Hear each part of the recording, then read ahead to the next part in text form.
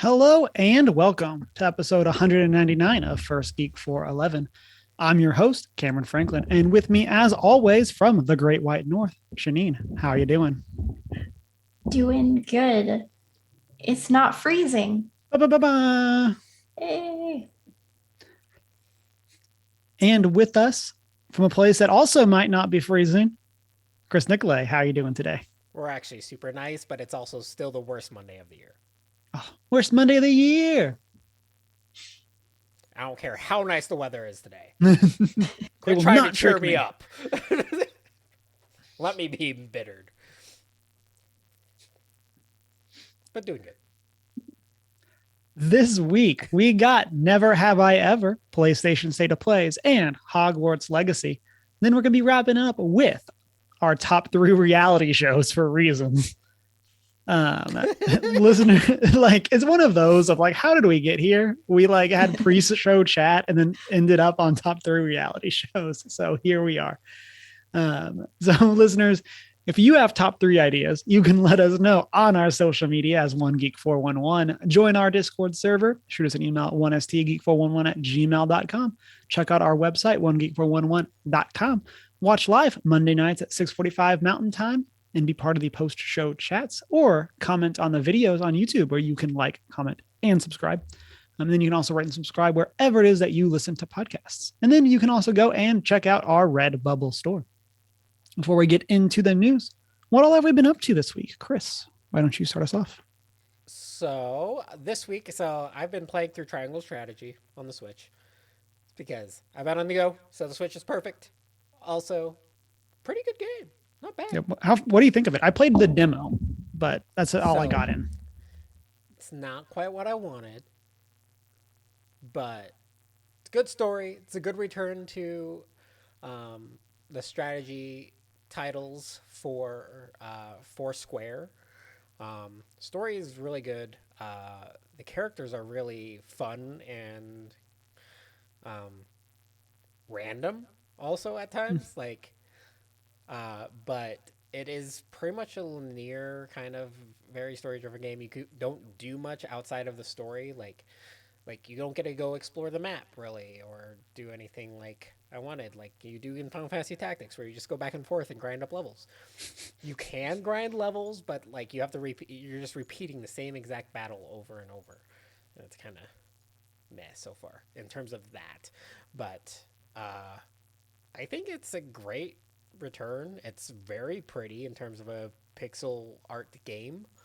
Um, but of course, that's Square. The audio design is great, phenomenal as well. Um, yeah, I just wish that it had a little more like openness to it. Like there are different endings apparently, and things like that. So like your decisions do matter in a sense. It's just missing some pieces. It's definitely on my list. It's part of the games that I'm really interested in that all came out within a month and a half of each other. Right. Of 2022, and so it's number 4 of 5 in that release order. So Yeah. This it's just the one ended that up didn't being get got. this is the one that I just ended up playing first just because it's on Switch mostly. That's the ultimate deciding factor. Um, Eventually I'll be able to sit down and play like Horizon. I haven't even started because I'm like, nope, not until I have at least 4 hours to start and playing it. Um, but yeah, I definitely recommend it if you are a fan of the strategy games. But yeah, I wish it would have been more like, Fire Emblems. Really, just a little more open, more options, more messing around.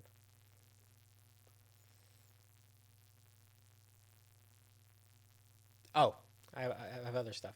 I said you have more stuff on Like, your am I list, Chris. done? I was like, you do what you got to do. I'm not used to having more than one thing.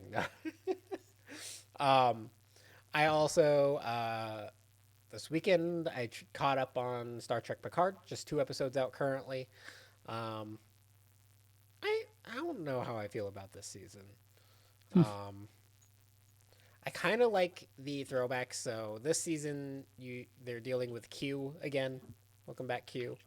Um, it's kind of a Star Trek staple. But like it feels like that the entire season's gonna be dealing with repercussions of dealing with Q.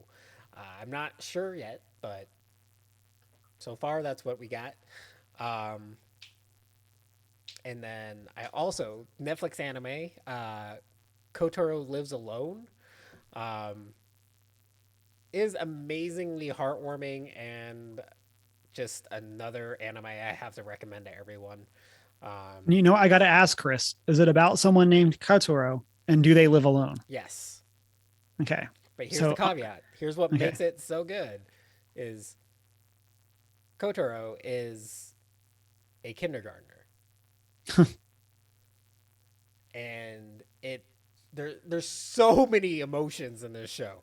Like it will throw you through loops, but all in all, it's super heartwarming in how he interacts with these adults that live in his apartment building, um, and who kind of take on these roles as guardians of him. But he's also like very mature, mostly because he's had to be. But yeah, it's so good, and you're just like, I want to learn more. How did he end up here? And you're just trying to figure it out, and you do learn things, but not everything. Just like as things are coming out, and he's maturing a little more. But it is, yeah, does not top Ranking of Kings for my top anime currently. But if you just need kind of emotional thing to like cry to and smile to and laugh at, Kotaro Lives Alone nails all those points. It's a little slice of life, and it's a very unique art direction in terms of character design and everything. It's not. I don't even know what to relate it to right now. Um, like in terms of big studios, but it is a Netflix original adapted from a manga, and check it out. Looking at you, Shanine. Just joking. You have enough to catch up on. Speaking of Shanine, what do you got for us? All right. I am finishing Your Lie in April. Yes. So getting there. Um, we watched season 2 of Upload, which is still so good. It's been so long since season 1. We were starting to lose hope, but it happened. We didn't even know when it was coming out. And then I saw an ad that was like, it's out Friday. And I Sounds was like like, every Amazon series Yeah. ever. basically. Like, oh, Amazon's doing that. Well, we'll see if it. We'll see it when we see it. Yes. Lord of the Rings next year. Okay. But it happened. It was good. What do you think of that show? Like, I've never seen it. Okay. I do recommend it. It's by Greg Daniels, Okay. um, creator of The Office. Um, it's it's it's really hilarious, and I guess it's an interesting way of looking at technology and like where we could be going in the future with it, stuff like that. I like And the then premise, and I'm pro the premise, except for the pay premise. The cost to do it. That's what I don't care about. Care for. It should just be free. It's digital. Sorry. Okay. Keep going. I mean, yes, that's half the point of the show. I know. I So know. I know. It's like I made my stance on full dive, put my consciousness in a computer. Hook up my food tube. Let's Let's go. go. Well known. Um, but yeah. But yeah, that's the whole premise of yeah. I know. I haven't seen it yet or all of it yet, but like, I mean, it explores that a lot and whether or not there should be free options. A free to play. Yeah. Um, yeah, it's great. yeah, just let me pay for skins. That's just it's the best microtransaction for like format in existence. It's just aesthetics. You pay for aesthetics. Yeah.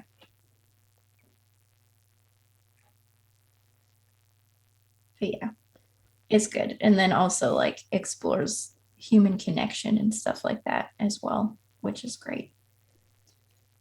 Um, I also finally watched In the Heights. I don't think it bumps Hamilton for like my favorite Lin-Manuel Miranda musical, but it was very good. I really liked the cinematography of it. I wasn't huge on the songs, um, but I think they did a cool job. Like it really made me think. I want to see them do Hamilton in this style, like versus just the stage play. Yeah. Yeah, I agree. I don't think the songs were as catchy, but I do still really like that style of music. So I was okay with it. Mhm. And then, as always, seeing Stephanie Beatriz as not Rosa is the most bizarre thing. I'm still not over it. I'm like, we're smiling. Why are you smiling? Why does your voice sound like that? Every time. So weird. It is good. And it was fun being like, oh, they're from Hamilton. Oh, that's a song from Hamilton.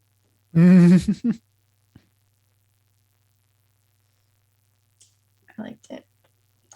And over the weekend, we were able to have a game night with some friends, and we played Phantom Inc., which is super fun. I feel like it's kind of like a twist on Taboo, where you're trying to get your partner to guess the secret word. But how you have to do it is you're only writing down clues and you go a letter at a time. So they're kind of having to guess your clue words and the end word because the team that you're playing against are also trying to guess the same word. Wow, Oh. that sounds challenging. It can be. There was like one word that we had within like two clues, and another one took like eight. And those were the only two clues they Yeah. We did like three or four, but yeah, there was one we had, it took us like 5 minutes, and another one took us like 30. Was So that game one, then game two? Because that'd be really funny. it was not. It's like you do game one where you're like understanding the rules and everyone's like, oh, we got this. And then you go straight into it's like, okay, maybe it's not as easy as they thought. Yep. It kind of made me think of like I just like had looked up pictures of it. It kind of made me think of like almost like the code names style. I'd completely forgotten of Taboo, but like just seeing the cards, seeing all of that stuff, it kind of made me think of that. And that like, and then to what Chris just said, it's the idea like when you explain code names to people, everybody's like, oh, that's so easy. Then you have them be the clue giver and they just blank. Yeah. That's kind of what like hearing you describe it made me think of those same things of just like, oh yeah, we can get this. No, just kidding. 30 minutes later, we're still on this one on the I first thing. love being the clue giver sometimes. Yeah, because the people receiving the clues, they have cards with questions on them. Then they pick two questions and give it to the clue giver, and they'll pick one of the questions to answer. Mm. And some of the questions like make sense, and some of them are like, this is such a weird question. How is this going to help?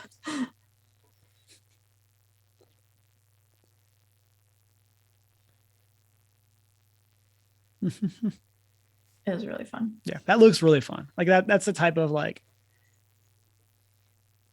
I've kind of come down on a lot of the party games because a lot of them went the direction of like apples to apples and then like Cards Against Humanity. But this seems like it's very much like trying to like preserve like the game side of it. And like I think that that's really cool.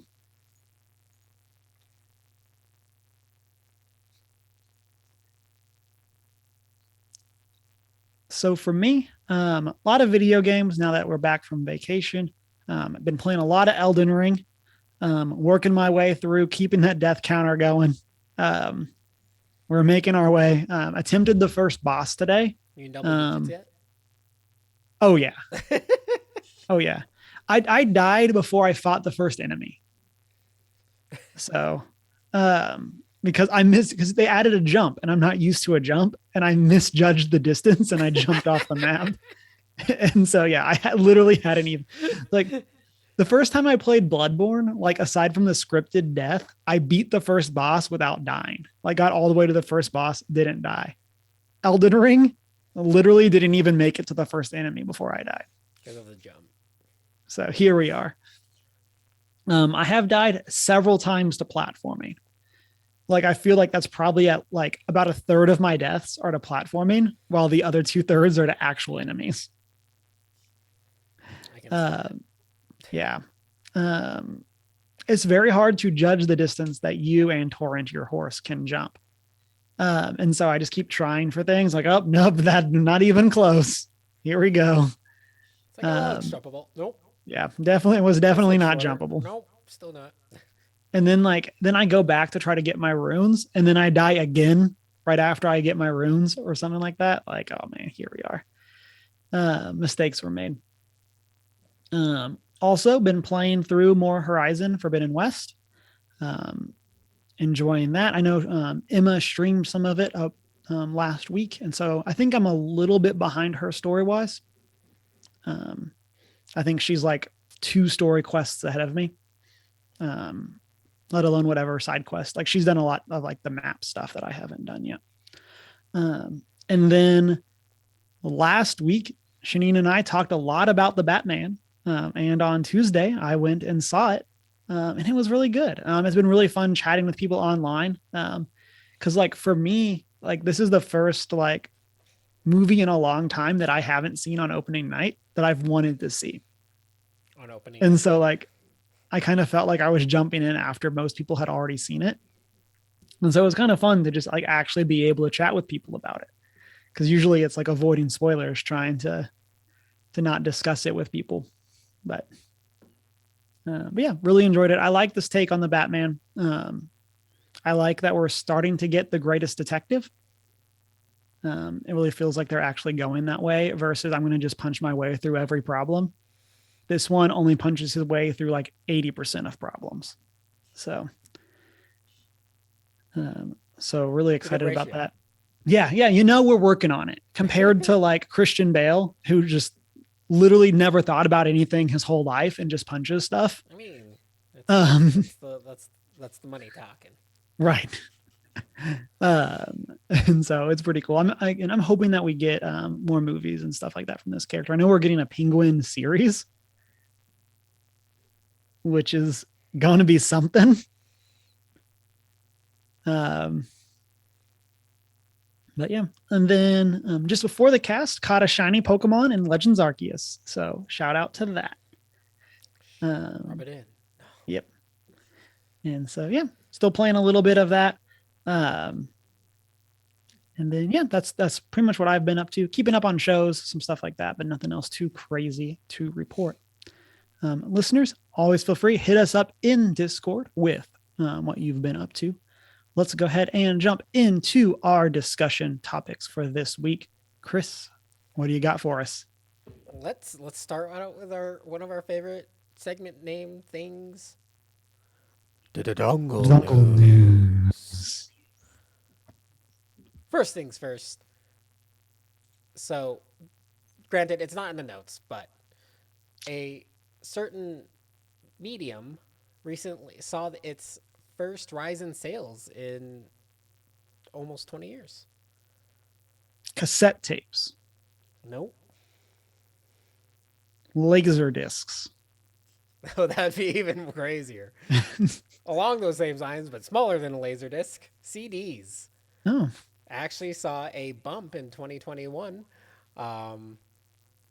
in sales. I just love that good old CD sound. Nothing like it. But so like ever since its peak in 2000, almost a trillion units.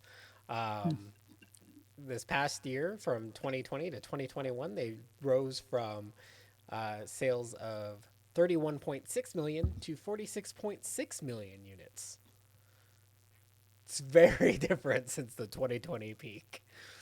I just thought that was funny. I think vinyl actually sells more than CDs currently do, but don't quote me on Yeah. that. Let It's me not Google. you yeah, do that because I'd laugh so hard because vinyl definitely took a resurgence, mostly because they were unique. They're unique. They're collectible, you know, and they can do really cool things with how they print vinyl. So I thought that was very, but apparently I don't know. What Yes. I want to So know is what would cause 2021 to have a increase in CD sales. I will say, as of 2020, vinyl had passed CDs in total sales for dollars. For So dollars, but how many units, I guess? I gotta find it. Because in general, you can do limited release vinyls, and those are going to be, your margin's not going to Mhm. change in terms of print cost to what you sell it for. So then you're going to turn around and sell it for like $50. Like, no.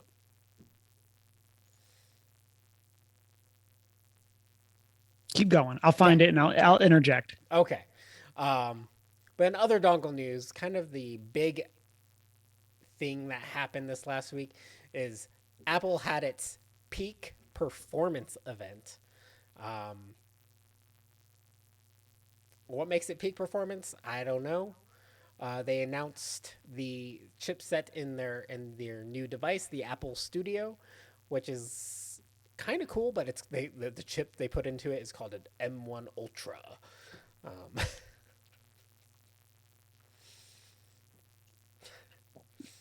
Okay, oh, and I got it. Vinyl.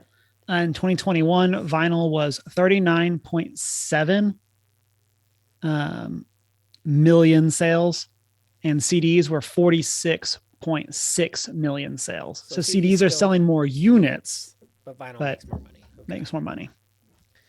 which makes sense. It's almost double in 2021. Because people like collect vinyls and like you get like I mean just look at what Taylor Swift did. She like has Mhm. like three different vinyl prints for one album. Trying to encourage like and then there's people that bought all three. Music all the same, but had to get all three. But as I mentioned, Apple had their event. They announced the um, Apple or the Mac Studio, which is kind of supposed to be like the new Mac Pro. Maybe we don't know what they're completely doing, but it comes into like a Mac Mini form factor, maybe a little taller. But they're using their M1 chip, but it's like essentially two dies set up parallel to each other. It's a very interesting concept, but the M1 chip is supposed to be is doing really well. Um, but we don't know. The Mac Studio starts at a price of $4,000. Nope. And that comes with the M1 Ultra, 64 gigabytes of unified memory, and a 1 terabyte SSD. Any upgrades to that, you're talking about probably minimum $1,000 per upgrade, no, knowing Apple. They want to sell this line with their, which we've talked about before, the 5K Studio display, which starts at a cost of $1,600. And if you want that stand, it's an extra 1,000 or whatever it is. Christ, some stupid price. Because it's Apple. Don't get me wrong, they're doing some cool stuff here and there, but it's just like, gosh, who? But I mean, it's their market. It's like the studio is designed. It is a studio piece of equipment, so I guess it makes sense. Um, they did announce the official new iPhone SE, which will come with equipped with 5G and the A15 CPU, with a price starting at $429. So this is their kind of cost-effective device. This is the one that the cell carriers were pushing for, so that they can push out 5G more, um, and I'm assuming there's probably going to be plenty of deals so you can get that a lot cheaper if you are a iPhone user. and you just want a basic device and don't want to pay the $1,200-$1,300 for the new latest and greatest.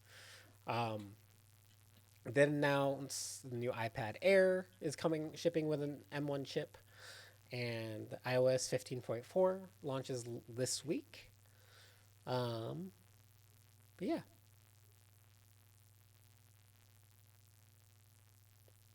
fun stuff.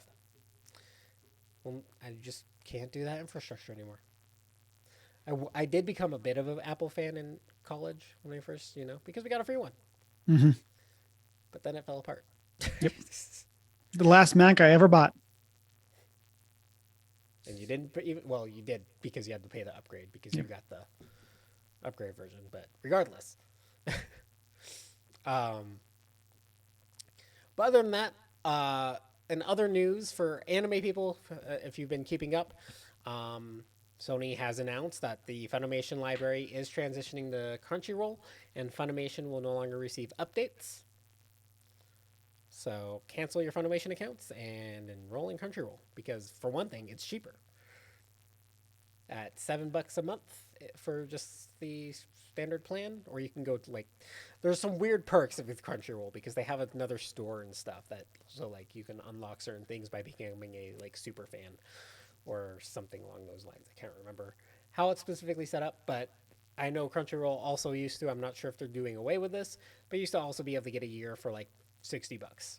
Pay $60 for the entire year and you get 12 months. I'm not sure if they're doing away with that, but I was always a big fan of how cheap it was to access Crunchyroll. We don't have any news on Verve or whether or not Verve will continue to support, give you access to Crunchyroll titles. I believe they will. I believe that is still in place since Crunchyroll did create Verve, but they did kind of become their own separate thing eventually. But yeah, so I've transitioned back to Crunchyroll, which in terms of console apps and everything, it's a lot better than Funimation is. Funimation's app is pretty bad. Can confirm. It's how is this bad? It's real bad. You were owned by Sony first. It doesn't crash at least once while you're in the middle of a show. Right. Or just in chat, Chunk says. Yeah. Chunk says, I can see them adding Crunchyroll to the rumored revamp of PlayStation Plus. That's the dream. Oh my goodness. Seriously, I have so many years of PlayStation Plus already saved up anyway. Just roll my anime into that would be literally the dream. I'd be immediately back in the golden age of streaming. It's I'd literally only be paying for 2 other streaming services. But I mean, I can see them doing it. One thing we should say, if you stream from your PlayStation or PS5, there isn't a Verve app, so you only have Crunchyroll or Funimation. Anyway, so just throwing that out there. So don't pay the $10 for Verve. But also, last week we did get, last Thursday, we did get a State of Play. And it just made me wonder, how many games is Square working on? And who was the intern they're paying to do their graphics? Were they bad? I wasn't paying attention that bad. They're not great. Mostly listening. That was one of the big memes that came out of it. Was where is the Square quality when it comes to graphics? A lot of stuff doesn't look great, but they do that on purpose. So when you see the footage behind the bad graphics, you're those graphics are really good in the footage. It's to give you that contrast, right? Or they forgot, and Sony's hey, you guys got your stuff ready for the State of Play in a week? And Square's what? Oh, of course, send in the B team. Someone get on this. It's just. But there was a lot of cool updates, but nothing like in terms of Square games, we didn't see the updates we wanted, or I know Cameron definitely didn't see the updates he wanted. Um, I definitely enjoyed the things we did see. So Square specifically, we got additional information which launches this week: Stranger of Paradise, Final Fantasy Origin, longest title Final Fantasy title ever. Uh, You know that's factually not true. is it not? It might I don't be. actually It know, might but it actually. feels It like might. there's no way that's the longest title. I don't know. Final Fantasy Spirits Within. I don't know. Maybe character wise, it might be. Because, well, no, because like you don't get a number. It just gives you. You have a whole word after Final Fantasy. So I don't know. I'll Google. But the demo will let you carry over your progress for anyone playing the demo. I do have this on pre-order because I was like, I can't. It's kind of like a darker version of the Final Fantasy VI storyline. I thought it was OG Final Fantasy 1. But I could be wrong. I could be wrong, Because naming stuff doesn't make sense. right? Let's take a quick look.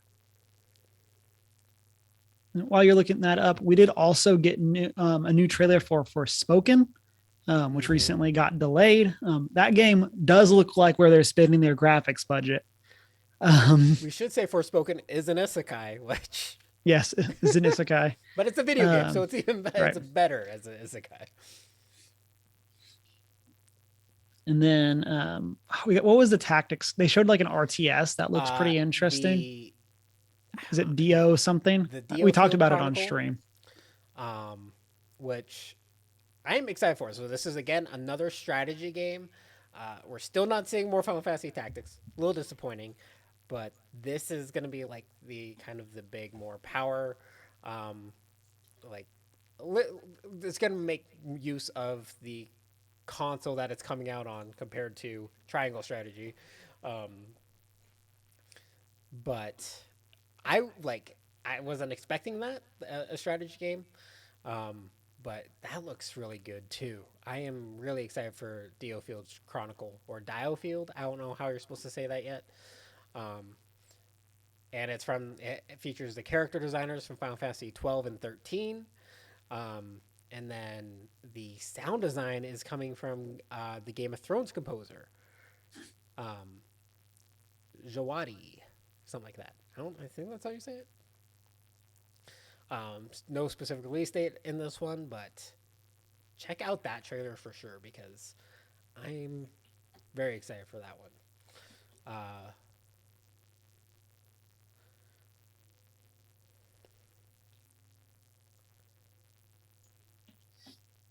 Yeah, so you're right. It is the original OG Final Fantasy game, which the like first few titles are like reiterations of that, kind of with the Warrior of Light continuing and things like that. But definitely the original. And then Valkyrie Elysium was also announced. That looks good too. I don't know what to expect in terms of gameplay, but I'm excited to return to the Valkyrie universe. It's been like I think PS2 era may have been the last time we saw a Valkyrie game. There was one on PSP. Oh, okay. So that might be the most recent actually, because PSP's that right at like mid PS2 era, right? PSP was. PSP is PlayStation 3. But it came out before the PS3, right? Or during? I want to say during, but I could be wrong. I don't know. Because PS3 was a long generation. Sony always struggled with is the timing their release because they want to develop the handheld to coincide with the current generation. Except for the timing doesn't work out, and by then they develop the next console, and it's so far ahead that it's like, well, it just doesn't work.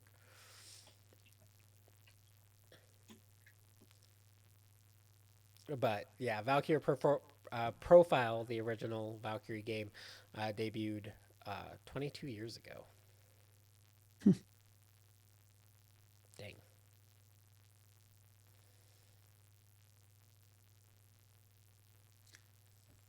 Non-Square games, we got the Cowabunga collection. If you're a Teenage Mutant Ninja Turtles fan, it's basically every like up through like NES or Super NES, like Genesis, I think. This was the most random title I thought. Just like what? So yeah, shout out to that. I think there's like 4 games on there called Teenage Mutant Ninja Turtles that are not the same game, It's but like the are first 4 games they showed. It's like wait, like the yeah. graphics changed. I swear, but the title didn't. And then we also got to see Ghostwire Tokyo again. It feels like not my thing because it's spooky. But It definitely feels like a solid Square game though, or not Square game. PlayStation game. Like it looks crazy. Like I'm definitely intrigued in that game too. We also Gundam Evolution. Like I can't say I've ever gotten excited about a Gundam game, but Gundam Evolution might just do it. I want to see what features they bring into this one specifically. Like I really hope you get to kind of tweak and assemble Gundam parts together in it. But it's gonna be like a first person shooter, which we all know is not my thing in general. But like like I don't from what little we saw, this made me like want to play a Gundam game, and I don't know why. I can't put my finger on it, but we have requests from chat for Shanine to play Ghostwire Tokyo. So. yes, Shanine, do it. Maybe. Maybe I'll have to switch it up. Spirit Fair will do chill, and then we'll do spooky. Then we'll do another chill. That comes out not this week, next week. Ghostwire, right? Tokyo? Sounds right. I know it's soon. The previews were today. Right. It says March 22nd. Perfect. March 22nd. Yes, so this week. Yes, so next Tuesday. Next Tuesday. JoJo's Bizarre Adventure gets a game. Sure. Have I talked about JoJo's before? I'm gonna say probably. I probably have. But I don't recall. JoJo's Bizarre Adventure is a ridiculous anime, but has a very cult following, and it is really fun and enjoyable. If you are a fan of like 80s rock music or anything like that, watch JoJo's Bizarre Adventure.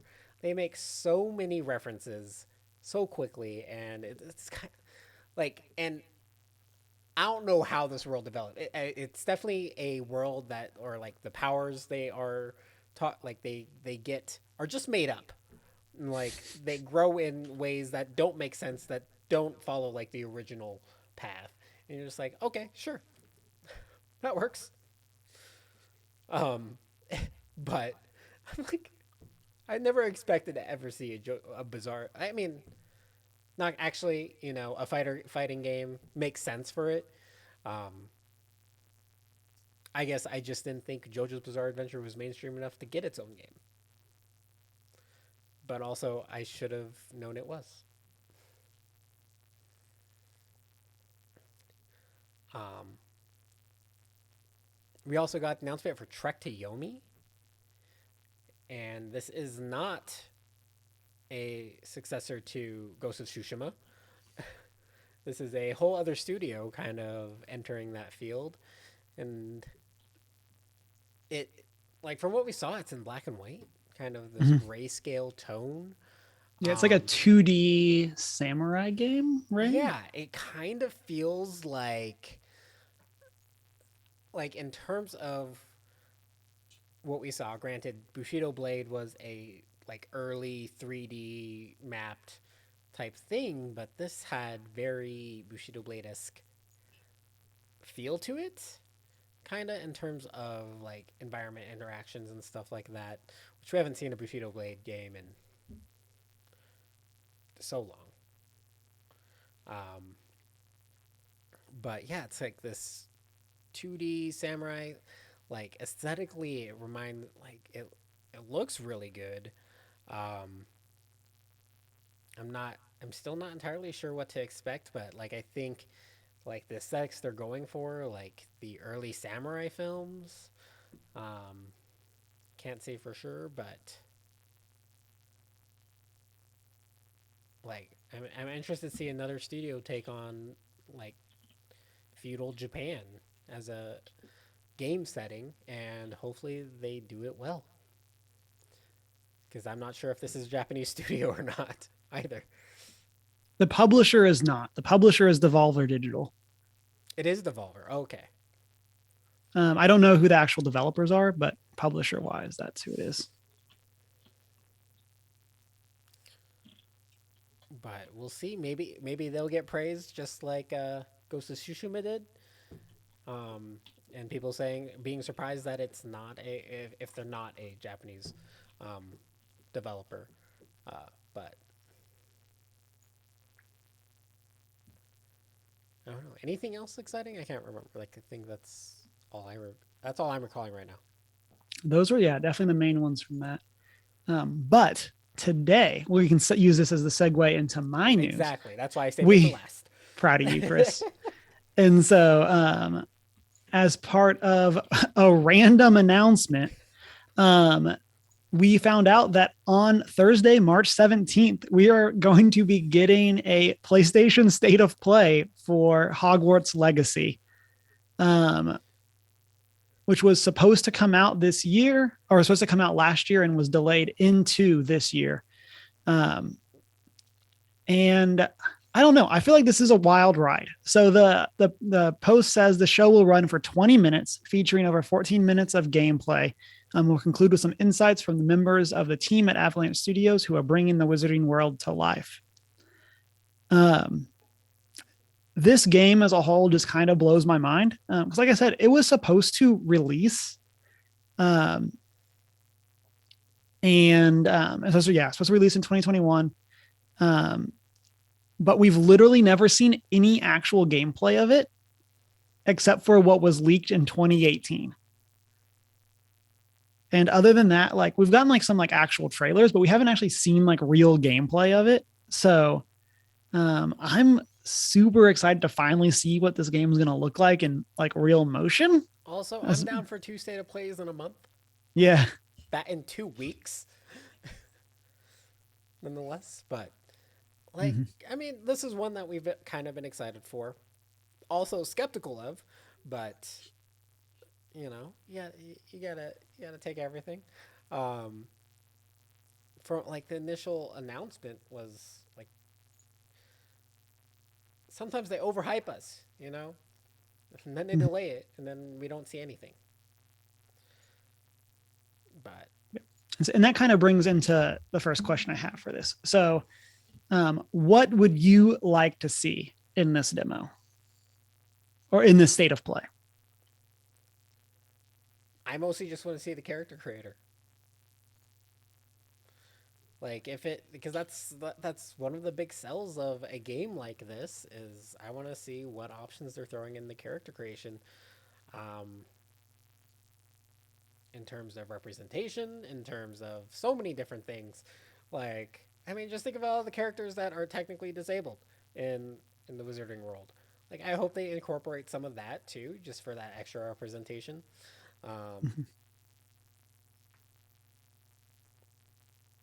Yeah, that's me. What about you, Shanine?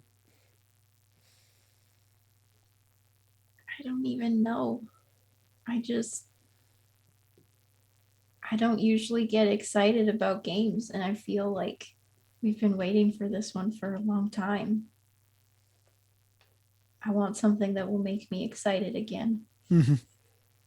That's kind of how I feel with it. I saw a post. Oh, and shout out to Chunk for posting this article in the Discord about the state of play. I meant to say that up top. But yeah, like I want to be excited because it's been so long. Like I just want this to actually look good. Like looking at you, Cyberpunk 2077 at your launch, like this is supposed to be like an open world Hogwarts game. I just want it to look good. I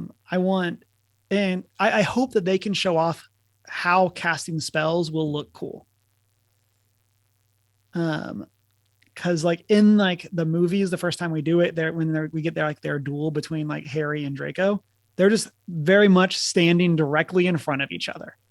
And then even when we see like fighting later on, there's a whole lot of one person stands in one place and another person stands in another place and they cast spells at each other. Maybe one of the reasons it got delayed is they're really optimizing it for PSVR 2, V2.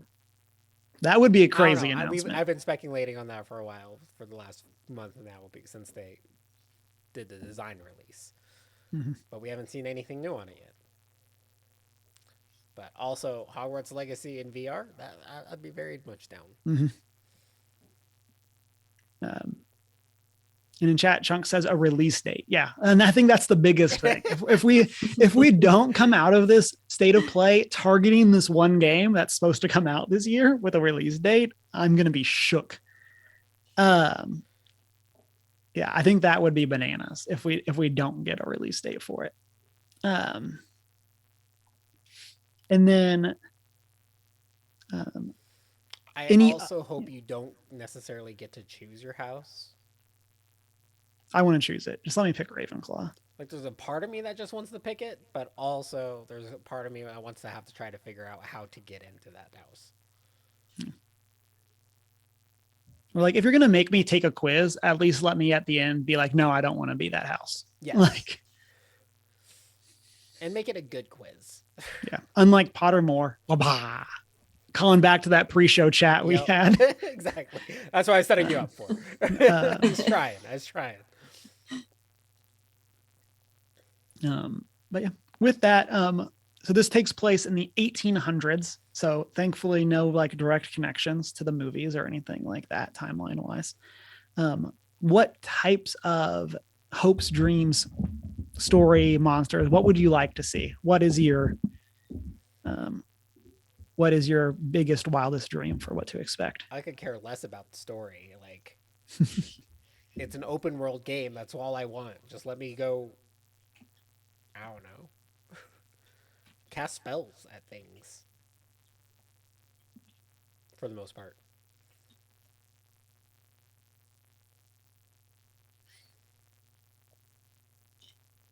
I mean, I love the 1800s in England. Went through a big Victorian phase. I don't know. If we're going to do story stuff, I love when people take like actual historical events, but like make them magical. That'd be really cool. It's like what really happened. Exactly, yeah. Versus what the news or the history tells us. Because we're muggles. Mm-hmm. Yeah, I think that would be really cool. That'd be a lot of fun. I also kind of see this as like kind of the primary point where the wizarding world kind of diverges from muggle world technology wise, because like that point in history, like that it feels like, based on what we like got in terms of books and movies, it's like, yeah, they did pick up some things still as mankind progressed, but like I feel like this would be a great point where it's like, well, yeah, we still use some of the things they use, but like where they just don't pick up on the newer stuff. Mm-hmm. For me, I want us, this is a deep cut. I want an explanation for the giant squid that lives in the lake by Hogwarts. That is my like favorite piece of the fandom that there's like no information on. Is this giant squid that canonically lives there that no one ever talks about and we've never seen or never really seen. And I don't know. The reason why is because as we've made our point on this podcast, things are just better with a giant squid. You don't need to explain it. Just get it in there.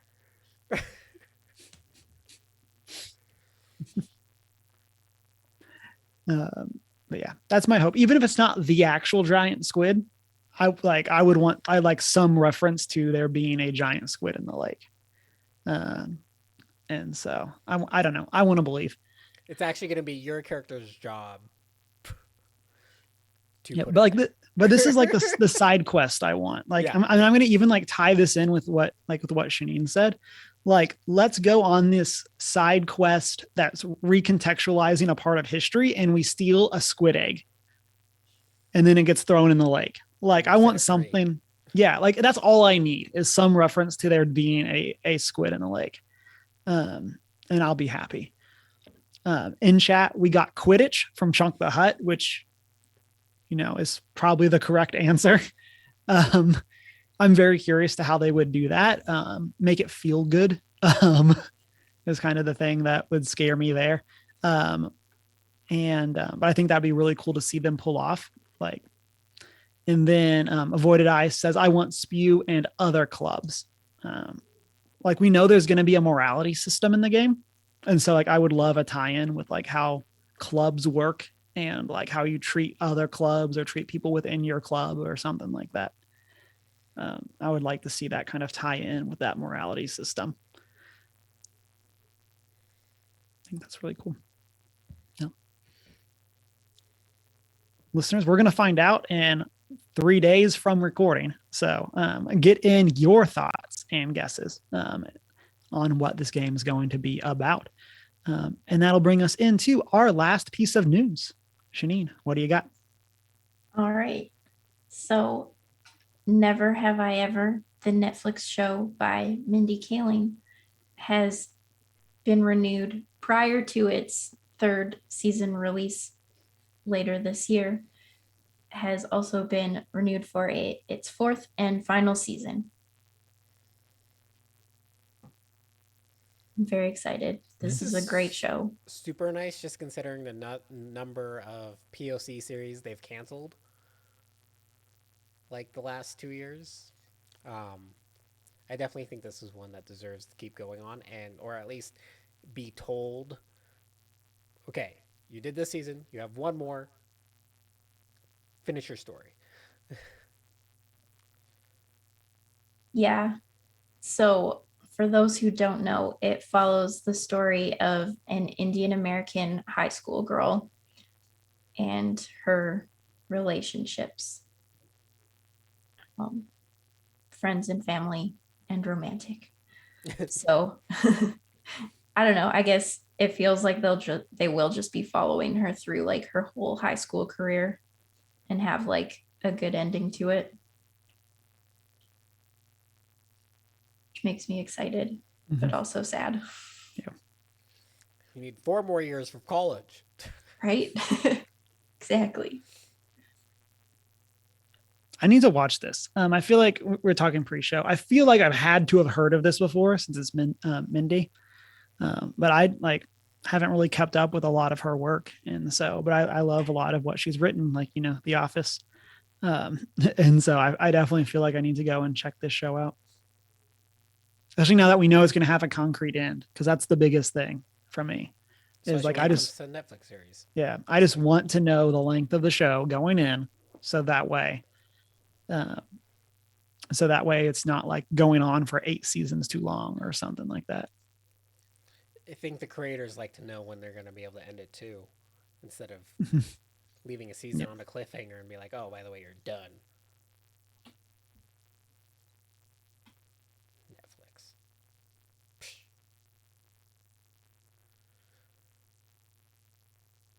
Yep. But now that I have talked tonight about 2 shows by previous The Office people, is there anything that you have watched solely because of the people involved? So one of my go-tos for this is The Men Who Stare at Goats. Which I think I've talked about on this cast before, but it's a 2019 or 2009 war comedy that stars, wait for it, George Clooney, Ewan McGregor, Kevin Spacey, Jeff Bridges, Nick Offerman. I think Brad Pitt is in it as well, unless I'm thinking of a different one. But it has all of these I'm thinking of a different one with Brad Pitt. I'm thinking of Burn After Reading. But I saw it based off of the cast, and I gotta say, it's probably one of the worst movies I've ever seen. Same with Burn After Reading, which is George Clooney and Brad Pitt. That was a nut. That's I think that's legitimately the only movie that I've almost left the theater for. Um, yeah. So that was a big one. Those were big ones for me. Those are what come to mind first. I'm sure there's positive examples I'll think as we continue talking. But those are the first ones that came to mind for me. I mean, one that I watched was, was Hunt for the Wilder People, which is a Taika Waititi film. And just because Taika, because the trailer isn't something I normally like. After watching the trailer, I was like, I'm not sure I'd watch that, and it kept pushing it on me. But then I saw Taika was attached. I was like, yeah, I'm put that on, just immediately. It's definitely not like his other films, but it's actually really good. Same with Free Guy. I did watch Free Guy.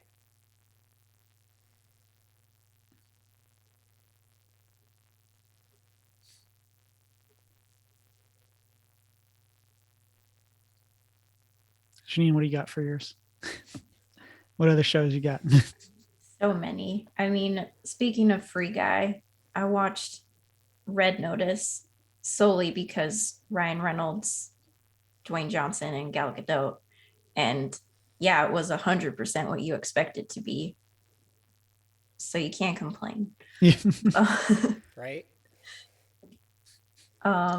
Other things, I don't know, anything Jenna Coleman is in. Like I watched Victoria and the Serpent because of her, and they're both excellent.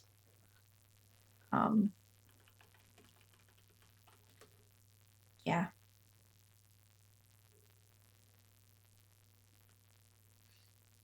I think the main reason that I'm watching the new Suicide Squad is because Peter Capaldi is in it. Mm-hmm.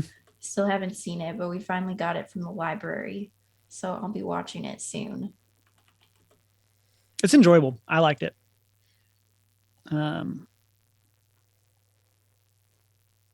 I can only think of negative examples. Chris made us watch Swiss Army Man as part of this podcast, which has Daniel Radcliffe in it, and I have never felt more baited than anything in my life. With like, here's this artsy film about Daniel Radcliffe, and it's like, nope, this was a waste of my life, and I'm scarred because of it.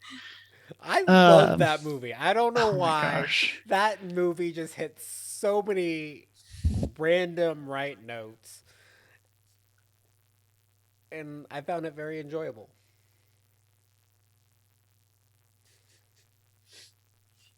Yeah, I can only think of negative things. I don't know. I got nothing else. In chat, Chunk says, I'll watch anything Zachary Levi is in.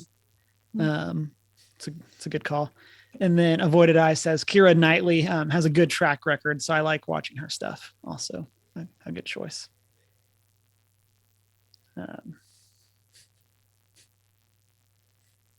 Again, I'm sure there's something positive, but for some reason, I can only think of negative things. I mean, it's not like I completely bait and switch. I told you that it's bizarre. Yeah, I don't think bizarre covers it. I think it pretty much covers all of it.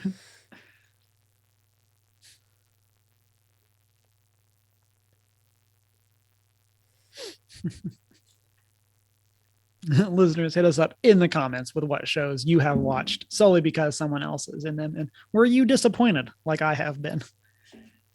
And so that brings us into our announcements. What we got for streams this week? Oh, yes, I will be streaming tomorrow. More Spiritfarer. Nice. Missed last week. Excited.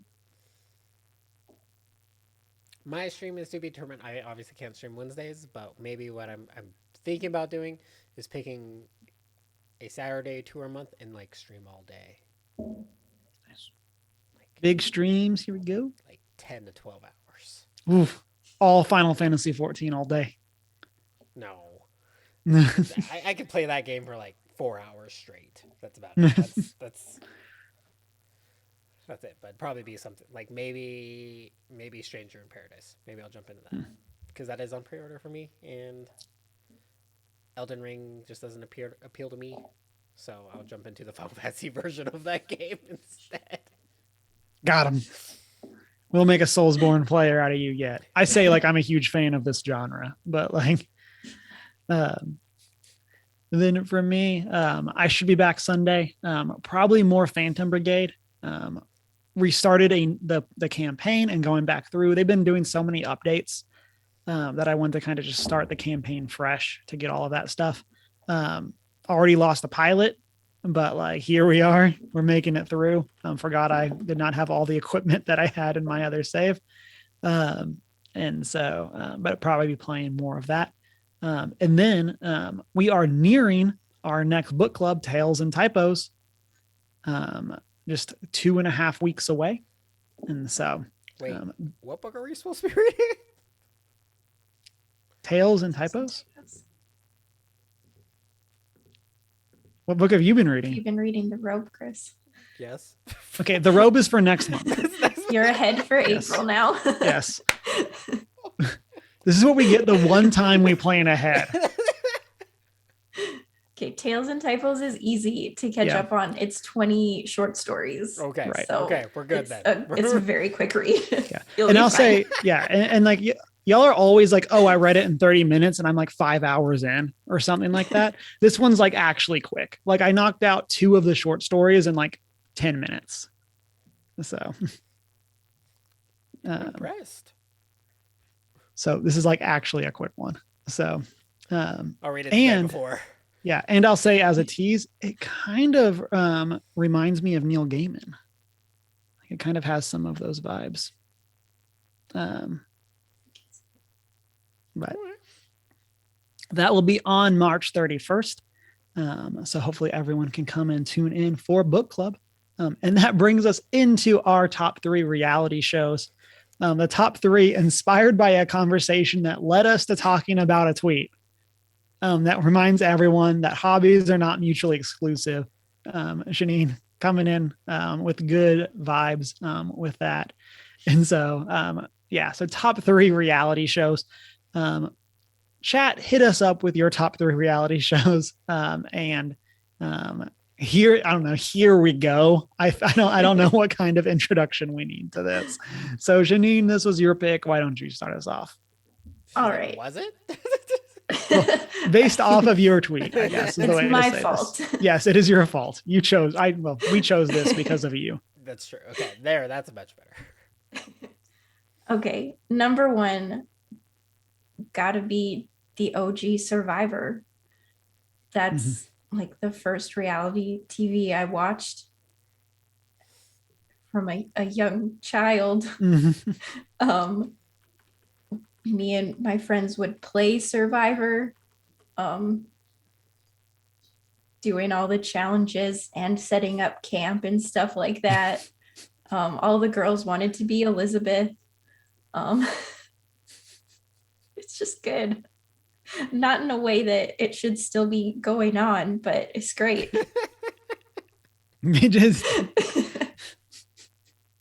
I feel like that's an accurate summary of like reality show.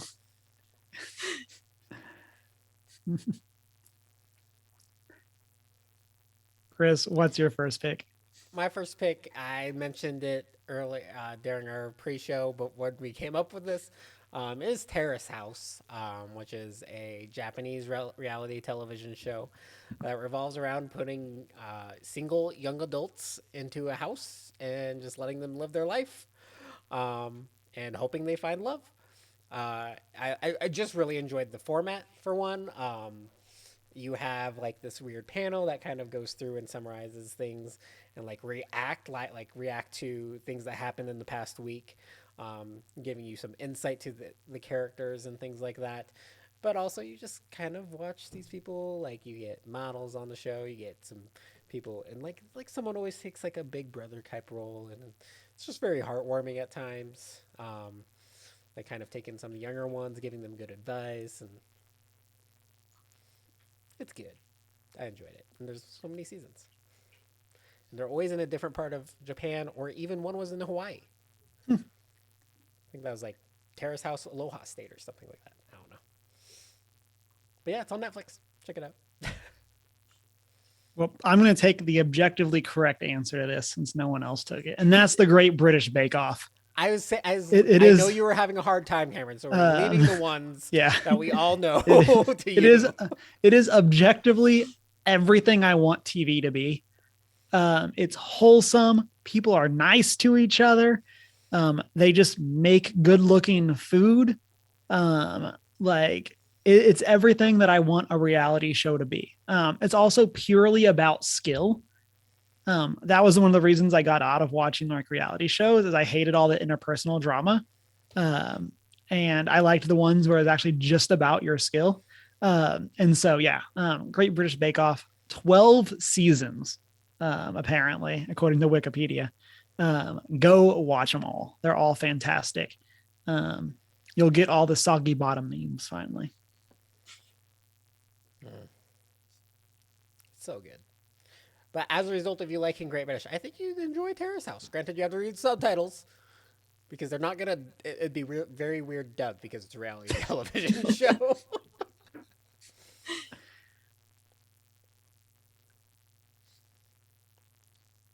Janine, back to you. All right. My second one will be one that is only about interpersonal relationships. And the show that caused this whole conversation, Love is Blind. It's not good. It's not good. But I like it. Love is Blind Japan is better. Just throwing it out there. No, I'm just kidding. Maybe it's not. I don't know. I only watched a few episodes. I do want to watch that one next. I think it would be fascinating. But yes, watching people is interesting.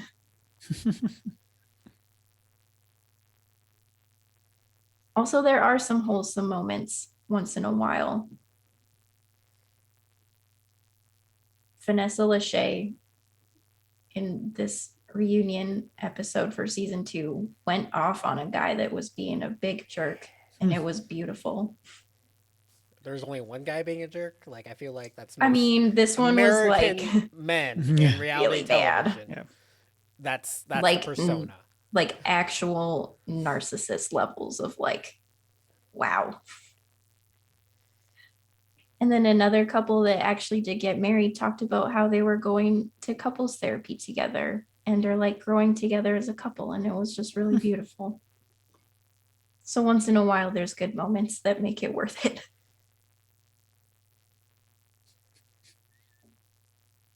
Nice.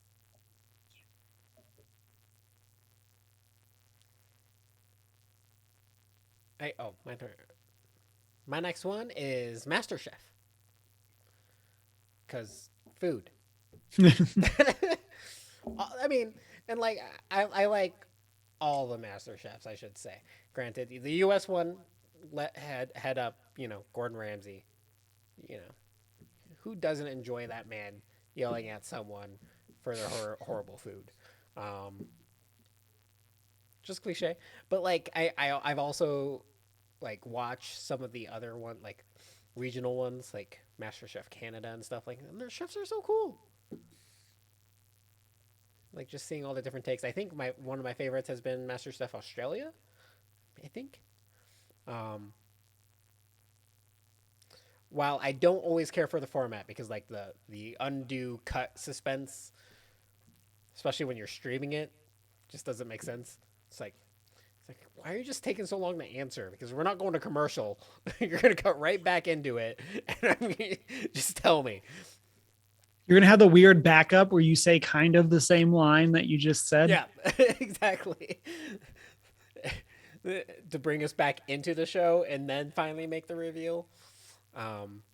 They definitely need to readapt that for streaming services, that show. But I enjoy seeing the creativity of non-professionally trained people cooking and creating things and the reactions, and I would like to eat them. I could be a judge, but don't ask me to portray skills. Yeah. For my next one, I have a question for y'all. Okay. And that is, what is more real than physics? I'll take your silence as nothing because my pick is the Mythbusters. Okay.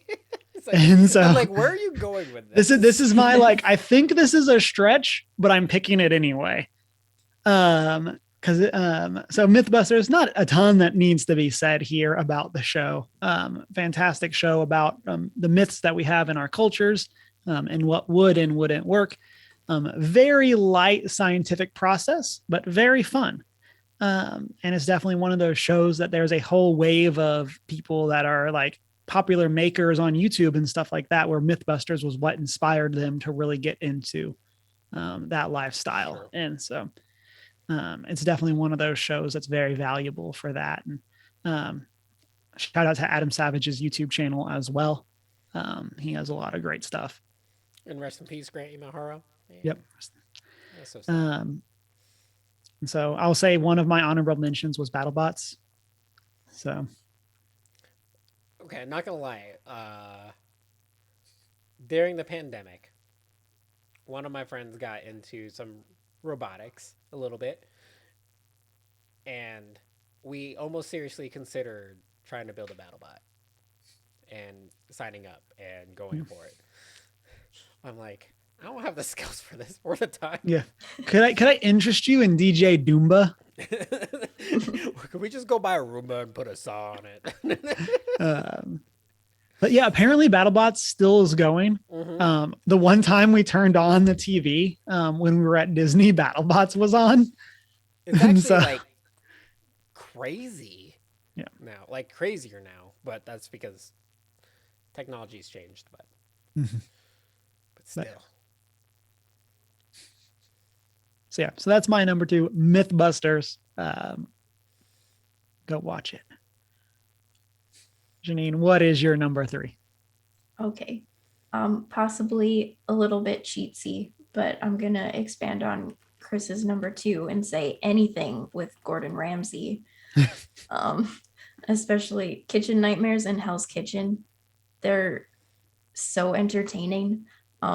We were watching this one streamer who at the end of his stream would put on an episode of one of those, and just like him and his chat would tear apart the show and go and like Google where the restaurants are at now, if they're still open or that kind of Mhm. stuff. And it's so entertaining, and honestly, probably the best way to watch reality TV is just to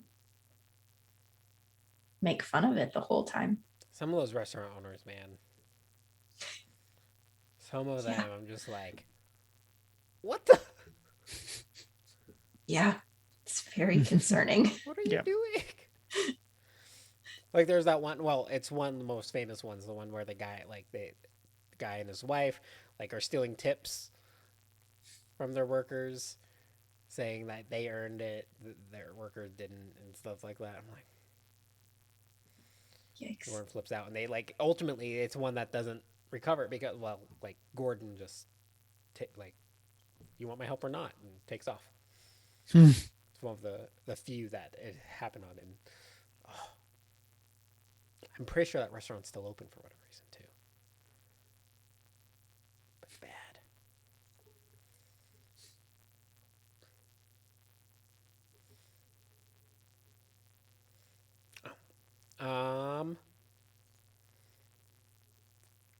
I don't know.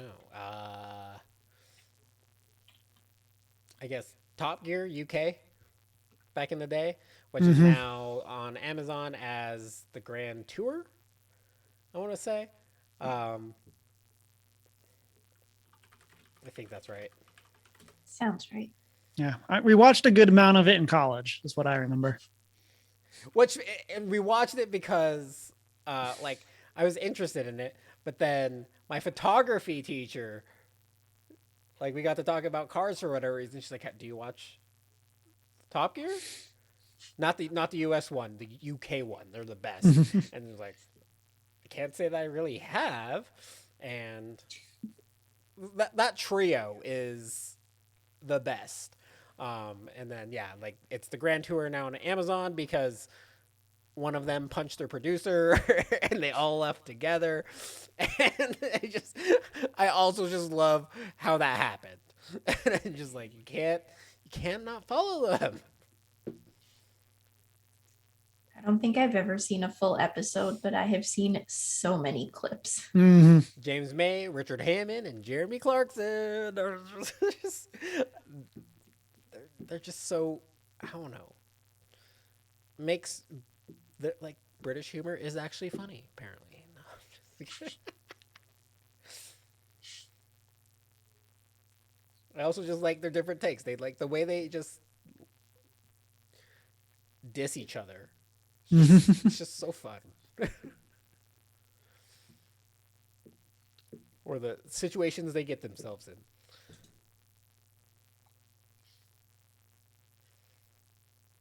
So I said earlier, the thing that I don't like about most reality show is when it becomes about drama and not about the show. Which means that for my top pick, I had to pick the show that literally only has one person, and that's Survivor Man, which is a show about Les Stroud surviving alone for a week in the woods or in whatever location. Um, and I remember like really liking this just because it is so much. It's just him doing stuff. And especially compared to like Bear Grylls, where a lot of that stuff is, um, okay, here we are just going through and I'm going to do this crazy thing for views because I know my crew will save me. Or here I am standing on this magma in this remote area. Just kidding. There's a highway right behind me. Stuff like that. Like for Survivor Man, it was actually like him just out on his own, unless it was too dangerous. And they were worried about like there was one where he's like afloat and it was about surviving like after a boat crash. And they like could not let him be by himself because they were legitimately worried they would never find him again. If he like just drifted off. And so, but yeah, in chat, Chunk says, I like Michael Scott's version better. You know, it was a great show because it got a reference in The Office. So, but yeah, so that is my number 3. In chat, Avoided Eye says, my favorites are Taskmaster, 90 Day Fiance, based on clips only, laughing smiley face, or crying laughing face, whatever, and Wipeout. Not gonna lie, TikTok has brought in a whole new era of enjoying reality television. Mm-hmm. Because you get out of context clips and you're trying to figure things out and you're like debating, do I go watch this to try to figure out the context, or do I just wait till the next clip comes up and try to piece it together gradually, slow and very slowly? Yeah, I feel like that also, like doing the clips also fixes a lot of the problems with the reality show, which is that there's just so much filler in every episode. And like, I mean, this is kind of a lot of TV shows in that era. It's thankfully a little bit less so now that we're in a lot more streaming where there doesn't have to be a set number of episodes. They don't have to be an exact length. But I really like that. Like this show is actually like legitimately funny, for 30 seconds an episode or whatever. And also, I can't get behind 90 Day Fiance because that just hits a little too close to home for me. Where it's like, it would not surprise me if my dad ended up on that TV show.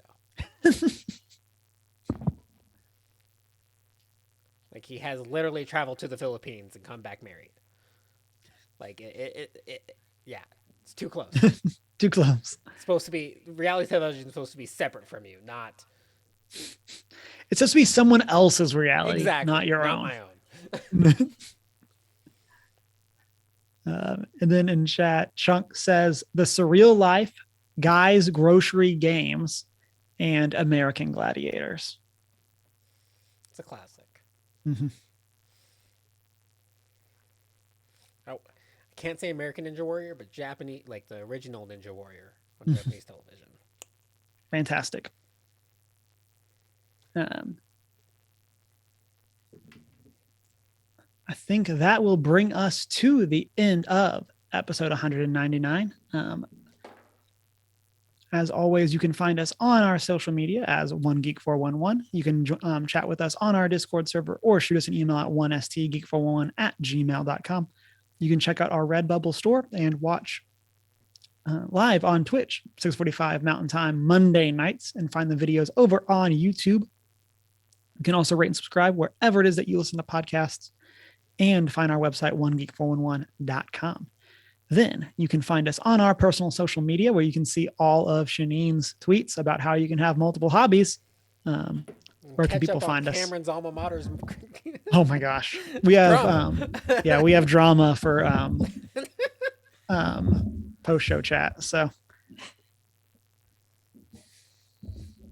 but yeah, so my social media is Humar Whithill.